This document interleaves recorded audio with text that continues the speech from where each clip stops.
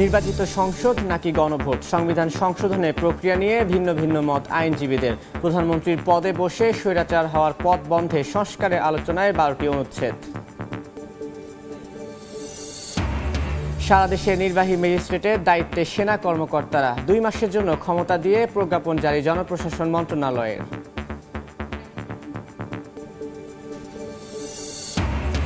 মধ্যপ্রাচ্যে শ্রমবাজার সংকোচনের প্রভাব চট্টগ্রামে, জনশক্তি রফতানিতে ভাটা, 2 মাসে গেছে মাত্র 5,500। কর্মী নিতে ফের কলিং ভিসা চালু করল মালয়েশিয়া। এবং বন্যার ক্ষত না কাটতে লোডশেডিংয়ে বিপর্যস্ত সিরাজগঞ্জের তাঁত শিল্প, দিনে 3 থেকে 4 ঘন্টা বিদ্যুৎ না থাকায় ব্যাহত উৎপাদন। রং সুতার অনিয়ন্ত্রিত বাজারে লোকসানের মুখে তাঁতিরা।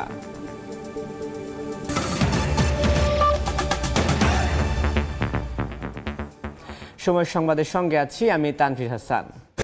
প্রধানমন্ত্রীর পদে বসে স্বৈরাচার হওয়ার পথ বন্ধ করতে সংবিধানের অন্তত 12টি অনুচ্ছেদ সংশোধন নিয়ে আলোচনা চলছে।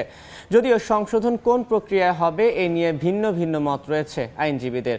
কেউ বলছেন নির্বাচিত সংসদ ছাড়া এটি সম্ভব নয়, আবার কারো মতে গণভোটের মাধ্যমেও সংবিধান সংশোধন করতে পারে অন্তর্বর্তী সরকার। আফজাল হোসেনের রিপোর্ট।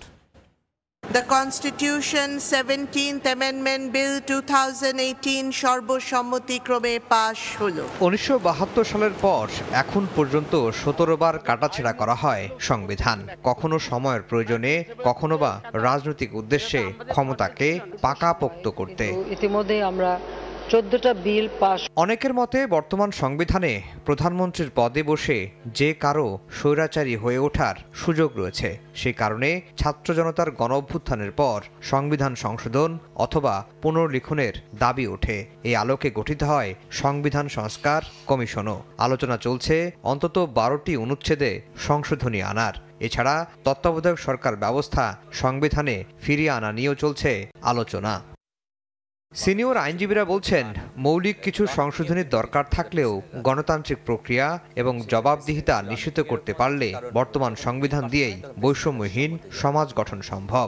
রাজনৈতিক মানসিকতা এবং পঞ্চদশ সংশোধনীতে যে তত্ত্বাবধায়ক সরকার পদ্ধতি বিলুপ্ত করার ফলে একদলীয় সরকারকে চিরস্থায়ী করার যে প্রবণতা, মিথ্যা ইলেকশন সাজিয়ে, নির্বাচন সাজিয়ে মানুষকে প্রতারণার মাধ্যমে ক্ষমতায় জোর করে বসে থাকা, এইগুলি হচ্ছে কারণ ছিল এক ব্যক্তির সর্বময় ক্ষমতার অধিকার বিস্তার লাভের জন্যে। আর এই কনস্টিটিউশন সেই ক্ষেত্রে খুব বেশি তাকে সহায়তা করেছে, তাকে দানব বানিয়েছে, এটা আমি মনে করি না। গণতান্ত্রিক ব্যবস্থাকে যদি সর্বোচ্চভাবে সংবিধানে বলবৎ করা যায় এবং সেই অনুযায়ী যদি কার্যকরণ করা যায়, তখন কোনোভাবেই একনায়কতন্ত্র সরকারের জন্ম হতে পারে না। গণতান্ত্রিক সরকার গঠনের প্রধান অন্তরায় হচ্ছে অনুচ্ছেদ 70। কি প্রক্রিয়ায় সংবিধান সংশোধন করা হবে এ নিয়ে ভিন্ন ভিন্ন মত রয়েছে আইনজীবীদের। কেউ বলছেন সংসদ ছাড়া সম্ভব নয়, আবার কারো মতে গণভোটের মাধ্যমে হতে পারে সংশোধন। যেটা হতে পারে যে সর্বসম্মতিতে একটা খসড়া তৈরি হতে পারে, যেটা পরবর্তী পার্লামেন্টে প্লেস করবে। আজকে যদি সংস্কার করা হয় তবে বাংলাদেশের মানুষ এতে সর্বসম্মতিতে সিদ্ধান্ত দিচ্ছে, এটা প্রমাণ হবে কেমন করে, unless there is a parliament. জনগণের যদি সমর্থন থাকে সেটাকে জনগণ, এই সরকার একটা করতে পারেন, আপনার একটা ম্যান্ডেট নিতে পারেন, হ্যাঁ না ভোটের একটা ব্যবস্থা করতে পারেন যে এইটা করলাম, এইটার প্রতি তোমাদের কি সমর্থন আছে। জনগণের সমর্থন নিলে সেটাও আবার কিন্তু একটা সাংবিধানিক স্বীকৃতি থাকে। এই স্বীকৃতির মাধ্যমে পরবর্তী সংসদ এটাকে যিনি নির্বাচিত হয়ে আসবেন, সংসদ সেটাকে আপনার পাশ করে নেবে, এতে কোনো বাধা থাকবে না।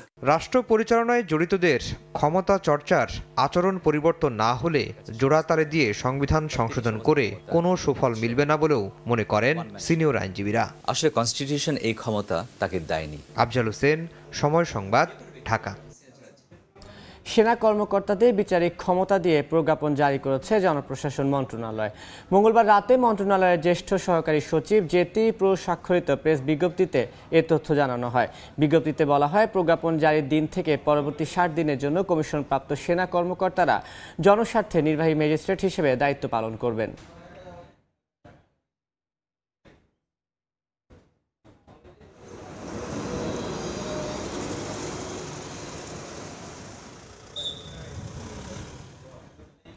পৃথক পৃথক মামলায় সালমান এফ রহমান, আনিসুল হক পলক, বিচারপতি মানিক ও সাবেক আইজিপি আব্দুল্লাহ আল মামুনকে গ্রেফতার দেখানোর পর আদালতে তোলা হয়েছে। সে খবর জানাতে এই মুহূর্তে ঢাকা সিএমএম আদালতে আছেন রিপোর্টার আসিফ মোহাম্মদ সিয়াম। সরাসরি যাচ্ছি সেখানে। সাবেক বিচারপতি এইচ.এম. শামসুদ্দিন মানিককে সকালে ঢাকার সিএমএম আদালতে আনা হলে তাকে মোট 8টি হত্যা মামলায় নতুন করে গ্রেফতার দেখানো হয়েছে। তবে পুলিশের পক্ষ থেকে কোনো ধরনের রিমান্ড চাওয়া হয়নি। সাবেক বিচারপতি মানিকের সাথে আরও ছিলেন সালমান এফ রহমান, এছাড়া আইসিটি প্রতিমন্ত্রী জুনায়েদ আহমেদ পলক, সাবেক আইনমন্ত্রী আনিসুল হক এবং সাবেক পুলিশ মহাপরিদর্শক চৌধুরী আব্দুল্লাহ আল মামুন। প্রত্যেক আসামিকেই সিএমএম আদালত আজ নতুন করে গ্রেফতার দেখিয়ে কারাগারে পাঠিয়েছেন। তাদেরকে আমরা যতটুকু জানতে পেরেছি তাদেরকে মোট 14টি হত্যা মামলার আসামি করা হয়েছে। এই হত্যা মামলাগুলো সবই হচ্ছে লালবাগ, বাড্ডা এবং আদাবর থানার হত্যা মামলা। বিচারপতি মানিক এর আগে সিলেট সীমান্ত দিয়ে ভারতে অনুপ্রবেশের দায়ে, অবৈধ অনুপ্রবেশের দায়ে গ্রেফতার ছিলেন। তাকে সেই মামলায় জামিন দেওয়া হলেও আজ তাকে ঢাকায় আনা হয়, যেহেতু তার বিরুদ্ধে একাধিক হত্যা মামলা ছিল এবং অন্যান্য যে আসামি যারা ছিলেন তারা এর আগেও তাদের নামে একাধিক মামলা ছিল এবং তারা রিমান্ড ফেরত আসামি ছিলেন এবং তাদেরকে এর আগেও অন্যান্য হত্যা মামলায় তাদেরকে গ্রেফতার দেখানো হয়েছিল। তো আজ সকালে তাদের সবাইকে যখন আদালতে আনা হয় তাদেরকে নতুন করে গ্রেফতার দেখানো হয়েছে। তবে রাষ্ট্রপক্ষের আইনজীবী বলছেন যে যেহেতু তারা প্রাক্তন সরকারের গুরুত্বপূর্ণ পদে ছিলেন, তাই রাজনৈতিক হয়রানিমূলক উদ্দেশ্যেই তাদেরকে একাধিক মামলার আসামি করা হচ্ছে। এবং সাবেক বিচারপতি মানিকের ব্যাপারে রাষ্ট্রপক্ষে আইনজীবীর বক্তব্য হচ্ছেন যে তিনি যেহেতু একজন বিচারপতি ছিলেন, সুতরাং তার বিরুদ্ধে এই ধরনের হত্যা মামলা দেশের বিচার ব্যবস্থার প্রতি মানুষের আস্থা নষ্ট করে ফেলে, এই ধরনের মন্তব্য আসামিপক্ষের আইনজীবী করেছেন। তবে রাষ্ট্রপক্ষের আইনজীবী যেটা জানিয়েছেন যে যেহেতু তারা ক্ষমতাচ্যুত সরকারের গুরুত্বপূর্ণ পদে ছিলেন, কাজেই ছাত্র জনতার হত্যা মামলায় তারা নির্দেশদাতা হিসেবে এবং তারা এই হত্যায় বিভিন্নভাবে তাদেরই মূলত যোগসাজশ ছিল। এবং বিচারপতি মানিকের ব্যাপারে যেটা বলেছেন যে তিনি বিচার ব্যবস্থা কলুষিত করার ক্ষেত্রেও তার গুরুত্বপূর্ণ ভূমিকা ছিল। তো সিএমএম আদালত থেকে এই ছিল আমার কাছে সর্বশেষ। এতক্ষণ সরাসরি যুক্ত ছিলাম সিএমএম আদালতে। ওমান ও আরব আমিরাতের মতো দেশগুলোতে শ্রমবাজার সংকুচিত হয়ে পড়ায় জনশক্তি রফতানিতে ধস নেমেছে চট্টগ্রাম বিভাগে। চলতি বছরে জুলাই আগস্ট মাসে বিদেশে পাড়ি জমিয়েছেন মাত্র 5,836 জন, অথচ এর আগে 6 মাসে এই বিভাগ থেকে জনশক্তি রফতানি হয়েছে 33,915 জন। শাখার টিপুর ক্যামেরায় বিস্তারিত জানাচ্ছেন কমল দে। বৈষম্য বিরোধী আন্দোলনে মিছিল করাকে কেন্দ্র করে বন্ধ করে দেওয়া শ্রমবাজার এখনো খুলে দেয়নি আরব আমিরাত। আগে থেকে গণহারে শ্রমিক ভিসা দেওয়া বন্ধ রেখেছে ওমান এবং সৌদি আরব। কাতার, জর্দান, কুয়েতের শ্রমবাজারের পরিস্থিতি অনুকূলে নয়। এই অবস্থায় চরম বেকায়দায় পড়েছে বৃহত্তর চট্টগ্রামের প্রবাসী শ্রমিকেরা। চলতি বছরের জুলাই এবং আগস্ট মাসে মধ্যপ্রাচ্যের এসব দেশে কাজের সূত্রে যাওয়ার সুযোগ পেয়েছেন মাত্র 5,655 জন। অবশ্য জানুয়ারি থেকে জুন পর্যন্ত 6 মাসে 18,215 জন এসব দেশে যাওয়ার সুযোগ পেয়েছিল। মধ্যপ্রাচ্যে যে সমস্যাটা বিশেষ করে আপনার ইউএইতে ভিসা বন্ধ, এমপ্লয়মেন্ট ভিসা বন্ধ, ওমানে এমপ্লয়মেন্ট ভিসা বন্ধ, সৌদি আরবে চালু আছে, তাও এখন সৌদি আরবে ভিসা ওখান থেকে কম ইস্যু হচ্ছে, যার কারণে আমাদের মধ্যপ্রাচ্য ভিত্তিক ফ্লাইটগুলোর মধ্যে আপনার ফ্লাইট আন্ডারলোড হয়ে যাচ্ছে।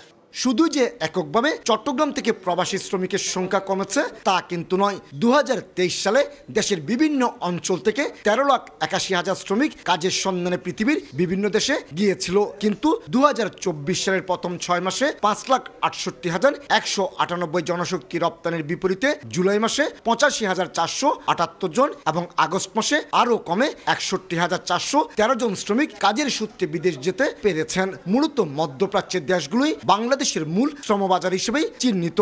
সেই সঙ্গে বাংলাদেশি শ্রমিকদের সেখানে ব্যাপক চাহিদা থাকা সত্ত্বেও নানা জটিলতার কারণে শ্রমিক ক্যাটাগরির ভিসা আটকে আছে বলে অভিযোগ আটাবের। সৌদি আরব, দুবাই এবং ওমান খুব বেশি শ্রমিক যায়। মিনিস্ট্রি হওয়ার পর মধ্যপ্রাচ্যে বিশেষ করে ইউএইতে আরও ভালোভাবে বাংলাদেশের শ্রমিক নেবে এবং বাংলাদেশের শ্রমিকের যথার্থ সুনাম আছে। তৈরি পোশাক খাতের পর প্রবাসীদের পাঠানো রেমিটেন্সেই বাংলাদেশের দ্বিতীয় সর্বোচ্চ বৈদেশিক মুদ্রা আয়ের পথ। শ্রমিক যাওয়ার হার কিছুটা কমলো, অন্তর্বর্তীকালীন সরকার ক্ষমতায় আসার পর রেমিটেন্স প্রবাহ অনেকটা বেড়েছে।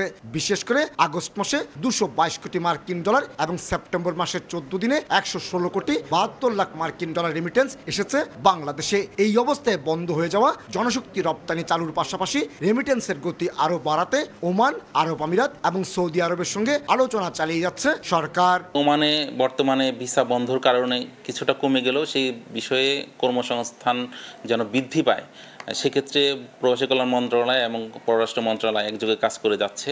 2022-23 অর্থ বছরে 21.61 বিলিয়ন এবং 22-23 অর্থ বছরে 23.91 বিলিয়ন মার্কিন ডলার রেমিটেন্স এসেছে বাংলাদেশে। আর এই সময়ে জনশক্তি হিসেবে রপ্তানি হয়েছে প্রায় 25 লাখ শ্রমিক। মধ্যপ্রাচ্যের দেশগুলিতে শ্রমবাজারে অচল অবস্থা মানে বৃহত্তর চট্টগ্রামের রেমিটেন্স যোদ্ধাদের ভোগান্তি। মধ্যপ্রাচ্যের দেশ ওমান এবং আরব আমিরাতে এখন অচল অবস্থা চলছে।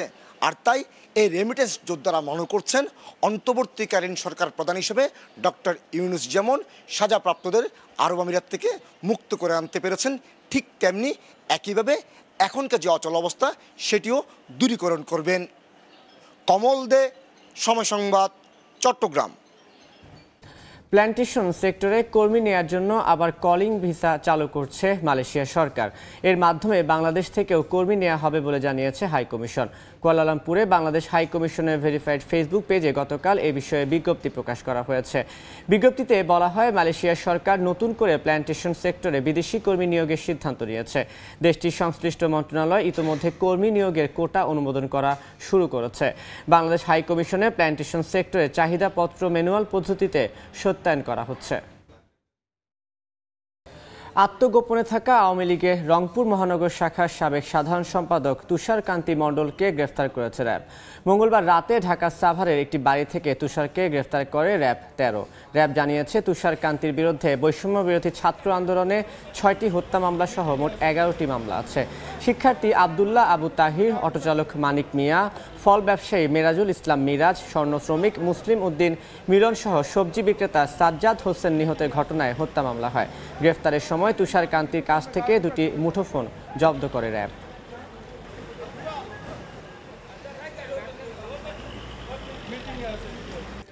ঘন ঘন লোডশেডিংয়ে বিপর্যস্ত সিরাজগঞ্জে ঐতিহ্যবাহী তাঁত শিল্প। 2 দফায় বন্যার ক্ষতি কাটিয়ে তাঁতপল্লীতে যখন পুরো দমে কাজ শুরু হচ্ছিল, তখনই দেখা দিয়েছে 3 থেকে 4 ঘন্টার লোডশেডিং। এতে ব্যাহত হচ্ছে উৎপাদন। একই সঙ্গে রং ও সুতার অনিয়ন্ত্রিত বাজার ব্যবস্থায় লোকসানের মুখে তাঁতিরা। অমৃত সেনের ছবিতে রিঙ্কু কুণ্ডের রিপোর্ট। একসময় সিরাজগঞ্জ সদর, বেলকুচি, শাহজাদপুর, চৌহালি সহ বেশ কয়েকটি উপজেলার মানুষের ঘুম ভাঙত হাতে তৈরি তাঁত যন্ত্রের খটখট শব্দে। তবে আধুনিক যন্ত্র প্রযুক্তির যুগে হাতে তৈরি তাঁত যন্ত্রের জায়গা দখল করে নিয়েছে ইলেকট্রিক তাঁত যন্ত্র বা পাওয়ারলুম। এসব পাওয়ারলুমে উৎপাদন ক্ষমতা হাতে তৈরি তাঁত যন্ত্রের চেয়ে কয়েক গুণ বেশি। তবে বর্তমানে ঘন ঘন লোডশেডিং এর ফলে চরমভাবে ক্ষতিগ্রস্ত হচ্ছে এই তাঁত শিল্পের উৎপাদন ব্যবস্থা। চলতি বছর 2 দফা বন্যার পানিতে তলিয়ে ক্ষতিগ্রস্ত হয় অসংখ্য তাঁত যন্ত্র। এতে লোকসানের মুখে পড়ে এই শিল্পের সাথে জড়িত 5 শতাধিক ব্যবসায়ী। বন্যার ক্ষতি কাটিয়ে উঠে যখন পুরোদমে কাজ শুরু হচ্ছিল তাঁতপল্লীগুলোতে, ঠিক তখনই দিনে 3 থেকে 4 ঘন্টা লোডশেডিংয়ে ব্যাহত হচ্ছে এ শিল্পের উৎপাদন। প্রতি বছর শারদীয় দুর্গাপূজাকে কেন্দ্র করে এই সময়টায় বাহারি সব শাড়ি তৈরিতে কর্মব্যস্ত থাকে প্রতিটি তাঁতপল্লী। কিন্তু বর্তমানে লোডশেডিংয়ের ফলে উৎপাদন ব্যাহত হয়, অলস সময় কাটাতে হচ্ছে শ্রমিকদের। একই সঙ্গে দফায় দফায় রং ও সুতার দাম বৃদ্ধি, সব মিলে চরম লোকসানের মুখে জেলার ঐতিহ্যবাহী এই শিল্পটি। যে কারেন্ট থাকে কারেন্টে কাজ করে তো আমাদের সংসার চলে না। সামনে পূজা আছে, একটু আমরা কাজকর্ম করে একটু আমরা দেওয়াবো, কাজকর্ম আমরা একটুই করবো, কিন্তু আমাদের জন্য সেটা আমাদের হইতেছে না। তাঁত শিল্পকে লোকসানের হাত থেকে রক্ষায় সরকারিভাবে সহায়তার দাবি তাঁত মালিকদের। তাঁতের সমস্ত জিনিসপাতি যেগুলো আছে, ট্যাক্স ব্যাক কমায় যদি একটু আমাদের এগুলা কেনার জন্য মানে ক্রয় ক্ষমতার মধ্যে হইতো, তাহলে হয়তো এটার কিছুটা তাঁতি আবার ঘুরে দাঁড়াতে পারলো। তবে তাঁত শিল্পের হারানো ঐতিহ্য ফিরিয়ে আনতে পরিকল্পনার কথা জানিয়েছে তাঁত বোর্ড। সমিতির মাধ্যমে আমরা তাঁত বোর্ড থেকে তাঁত ঋণ সুবিধাটা দিচ্ছি। আবার তারা যদি আমদানি করতে চায় মালামাল, সেই সুপারিশ আমরা করে দিই। সিরাজগঞ্জের ৫ উপজেলায় শাড়ি, লুঙ্গি ও গামছা তৈরির যন্ত্র রয়েছে প্রায় ৫ লাখ। আর এই শিল্পের সাথে প্রত্যক্ষ ও পরোক্ষভাবে জড়িত প্রায় ১২ লাখ মানুষ। রিঙ্কু কুণ্ডু, সময় সংবাদ, সিরাজগঞ্জ। রবি মৌসুমের আগে রাজশাহীতে দেখা দিয়েছে সারের সংকট। বেশি সংকট পটাশ ও ডিএপি সারের। কৃষকের অভিযোগ, বাড়তি দর নেওয়ার পাশাপাশি আলু চাষের জন্য বিত্তশালীরা আগাম সার মজুত করছেন। তবে কৃষি বিভাগের দাবি, চলতি বছর সারের কোনো সংকট নেই। হাবিবুর রহমান পাপ্পুর ছবিতে মওদুদ রানার প্রতিবেদন। খরিফ মৌসুমের শেষের দিকে এখন কৃষক ব্যস্ত তাদের ফসল ঘরে তুলতে। কিছুদিন পর শুরু হবে রবি মৌসুমের ফসল চাষ। তবে তার আগে রাজশাহীতে দেখা দিয়েছে সার সংকট। বাজারে এখন বর্তমান ফসফেট সার পাওয়া যাচ্ছে না। আগে 12 দিন আগে ছিল বাজারে আপনার 1400 টাকা বস্তা, কিন্তু 12 দিন পরে এখন 1650 টাকা বস্তা। বাজারে এখন নাই মোটাটা, বাজারে চিকনটা পাওয়া গেলেও আপনার দাম বেশি। কৃষকেরা বলছেন, পবার একাধিক ডিলারের বিক্রয় কেন্দ্রে গিয়েও তারা এমওপি সার পাননি। সংকট রয়েছে পটাশ ও ডিএপি সারেরও। চাহিদার তুলনায় সার অপ্রতুল হওয়ায় বেড়েছে দাম। অসাধু ব্যবসায়ী ও বিত্তশালীরা আলু চাষের জন্য আগাম সার মজুত করারও অভিযোগ তাদের।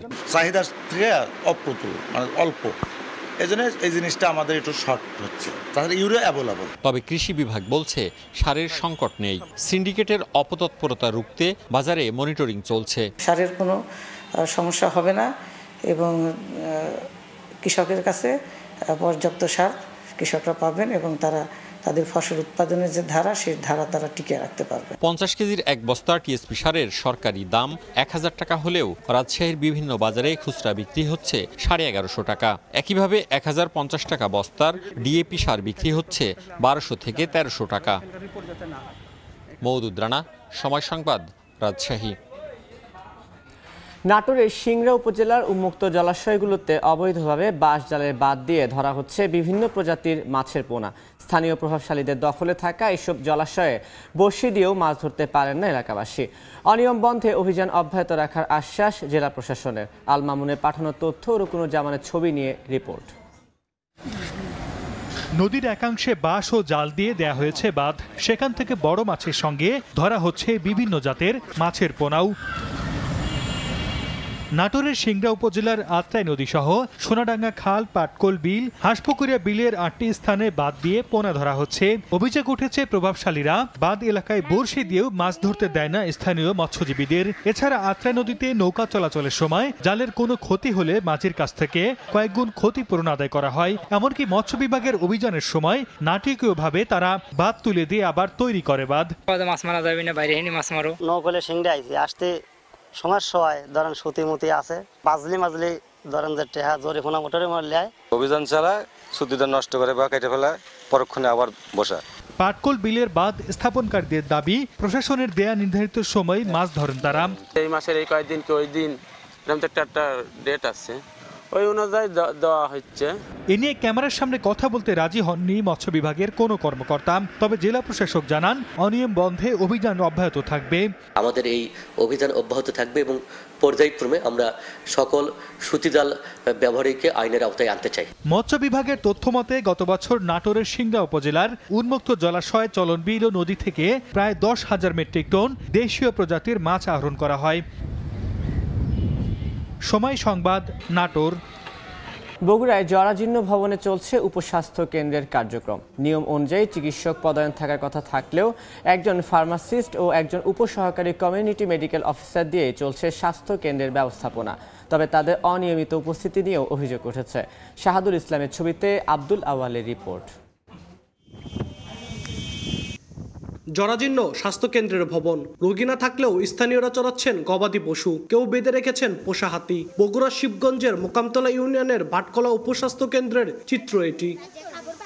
ইউনিয়ন পর্যায়ে মানুষের স্বাস্থ্যসেবা নিশ্চিতে 90-এর দশকে চালু করা এ উপস্বাস্থ্য কেন্দ্রের মতো অবস্থা বগুড়ার বাকি 49টি উপস্বাস্থ্য কেন্দ্রের। এলাকাবাসীর অভিযোগ, উপস্বাস্থ্য কেন্দ্রে বর্তমানে শুধু আউটডোর চালু থাকলেও সপ্তাহে শুধু বুধবার সেবা দিতে আসেন দায়িত্বরতরা। এমনকি সকালে খোলার কথা থাকলেও দুপুরেও মেলে না কেন্দ্রের কোনো কর্মকর্তা কর্মচারীর দেখা। এতে ক্ষুব্ধ স্থানীয়রা। হাসপাতালটা বহুদিন ধরে পরিত্যক্ত অবস্থা আছে দেখে এই হাতিটা প্যান্ডে রাখি খিলেন দিলেন করি।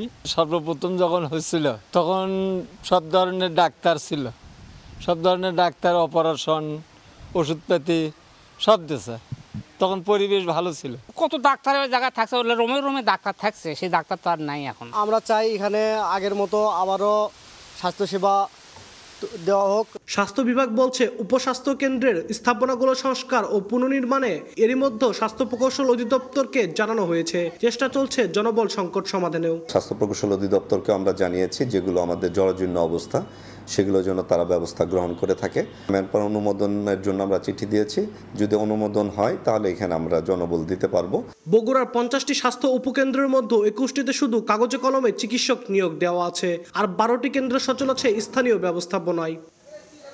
আব্দুল আউয়াল, সময় সংবাদ, বগুড়া।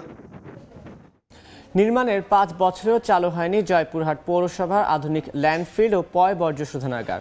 এজন্য পৌরসভা কর্তৃপক্ষের অব্যবস্থাপনা ও গাফলতিকে দায়ী করছেন পৌরবাসী।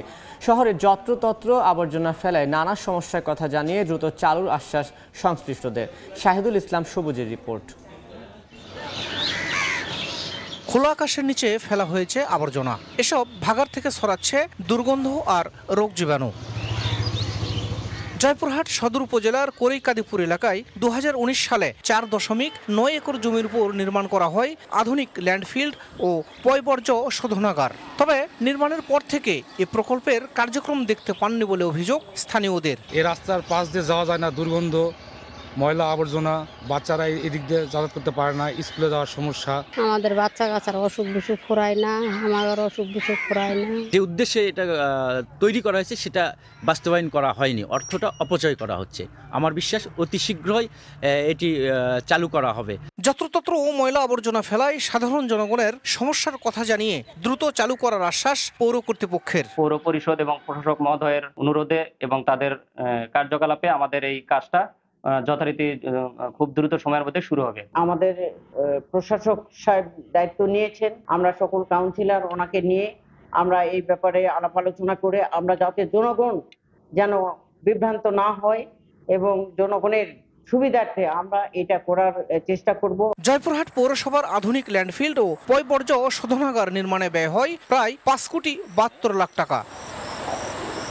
শাহিদুল ইসলাম সবুজ, সময় সংবাদ, জয়পুরহাট। দীর্ঘ 1 দশক পর জম্মু কাশ্মীরে বিধানসভা নির্বাচনে ভোট হচ্ছে। বুধবার স্থানীয় সময় সকাল 7টায় প্রথম দফায় ভোট গ্রহণ শুরু হয়। সকাল থেকেই বিভিন্ন কেন্দ্রে ভোটারদের ভিড় দেখা যায়।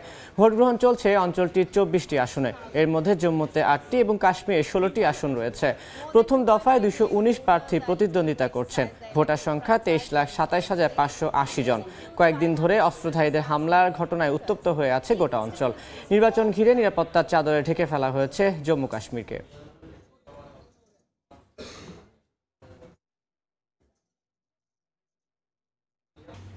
এ পর্যায়ে শীর্ষ সংবাদগুলো জানিয়ে দিচ্ছি আরেকবার। নির্বাচিত সংসদ নাকি গণভোট, সংবিধানের সংশোধনের প্রক্রিয়া নিয়ে ভিন্ন ভিন্ন মত আইনজীবীদের। প্রধানমন্ত্রীর পদে বসে স্বৈরাচার হওয়ার পথ বন্ধে সংস্কারের আলোচনায় 12টি অনুচ্ছেদ। সারা দেশে নির্বাহী ম্যাজিস্ট্রেটের দায়িত্ব সেনা কর্মকর্তাদের। 2 মাসের জন্য ক্ষমতা দিয়ে প্রজ্ঞাপন জারি জনপ্রশাসন মন্ত্রণালয়ের।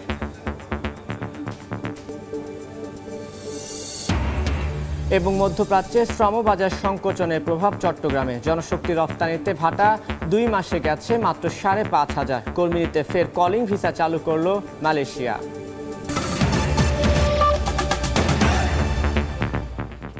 এই ছিল সময় সংবাদে, সঙ্গে থাকুন সময়ের।